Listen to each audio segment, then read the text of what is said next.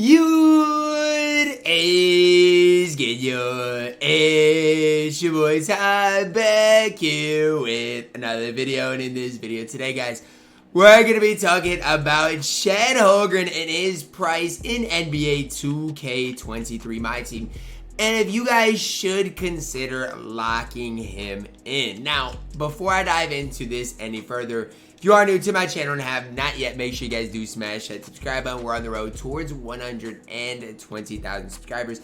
And I've said it all along, Chet's about 2 million MT. But again, we're going to give you guys just an updated price today for everybody that does want to know. Now, when you're looking at Manute, his price has came down quite a bit. So Chet's price is probably going to do the same. It's probably at some point going to come down.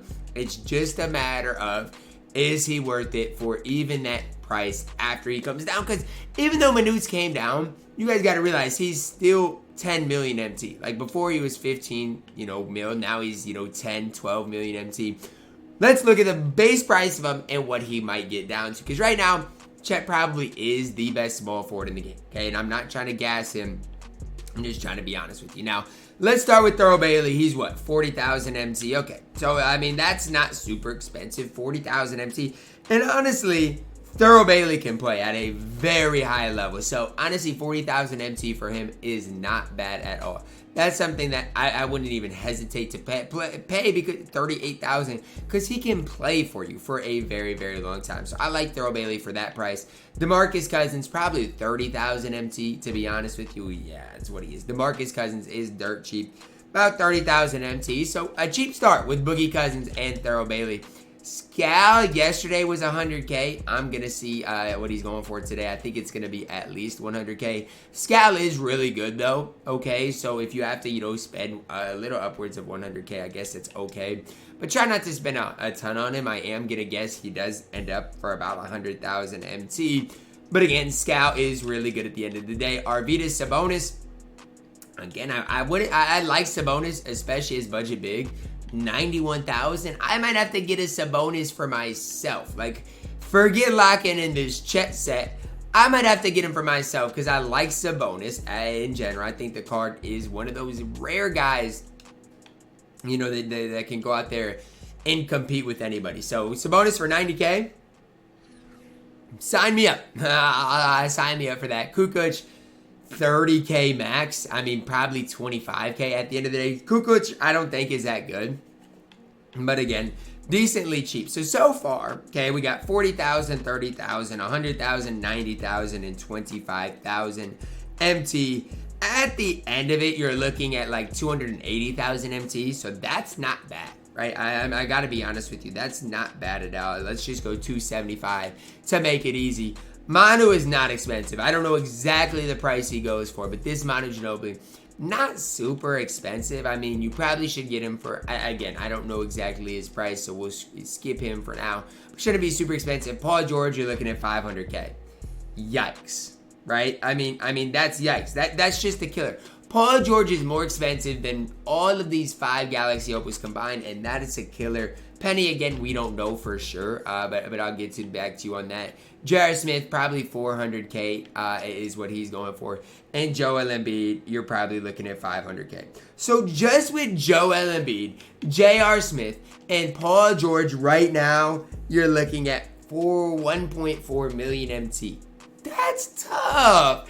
That is really, really tough, especially for Paul George and Joel Embiid, who aren't very good. J.R. Smith is good in his own right, but that's really tough. And so even if Manu isn't super expensive, like let's say 200K, and even if Penny isn't super expensive, let's say 200K, you're still looking at basically over a million, over 2 million MT to lock in for Chet.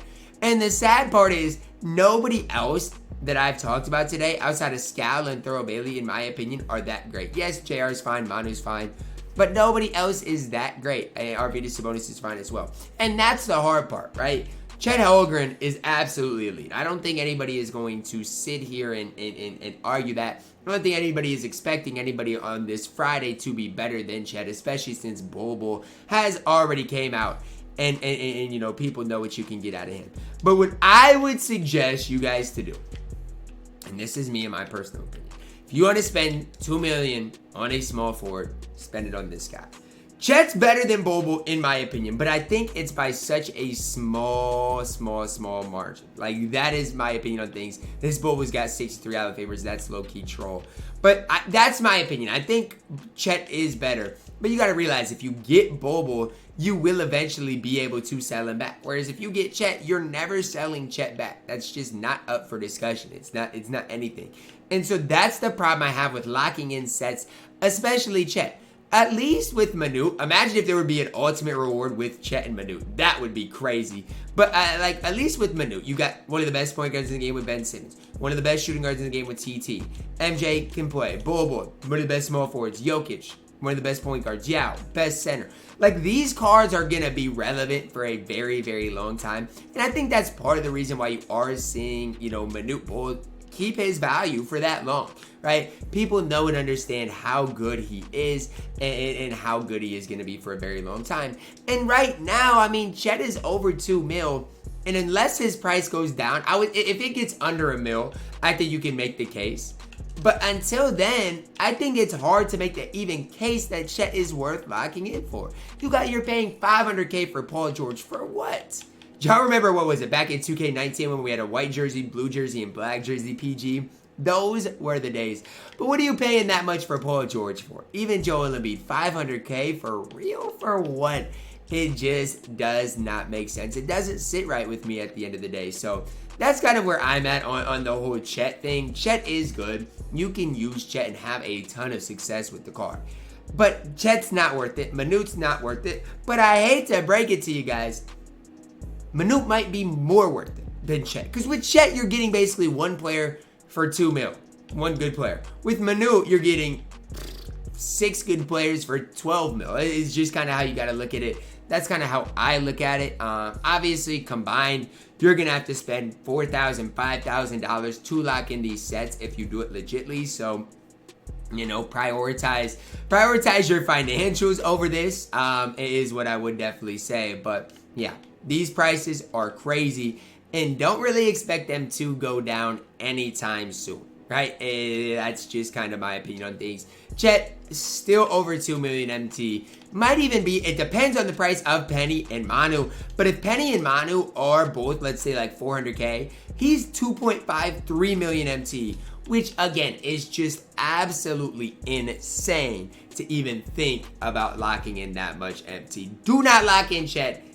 In money terms, he's a couple $1,000 or $1,000 to $2,000, and that is just crazy to me. That's gonna wrap it up for our video today, guys. Let me know your thoughts on Chet down below in the comments. Drop a like on the video, subscribe if you're new, and as always, man, I love you guys, and have a blessed day.